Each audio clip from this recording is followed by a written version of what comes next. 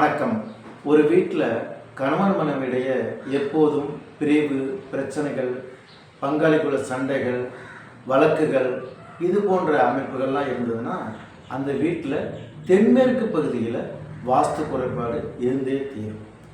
இது போன்ற பிரச்சனைகள் இருந்ததுன்னா அந்த வீட்டை பாருங்கள். அந்த தென்மேற்கு பகுதியில் நான் சொல்லக்கூடிய அந்த வாஸ்து குறைபாடுகள் இருந்தே தீரும். தென்மேற்கு பகுதியில் சம்பு, போர்வெல், கிணறு, தெருக்குத்து, தெருப்பார்வை இது போன்ற அமைப்புகள்லாம் இருந்ததுன்னா அந்த வீட்டில் குடும்பத்தில் பிரச்சனைகள் இருந்து கொண்டே இருக்கும்.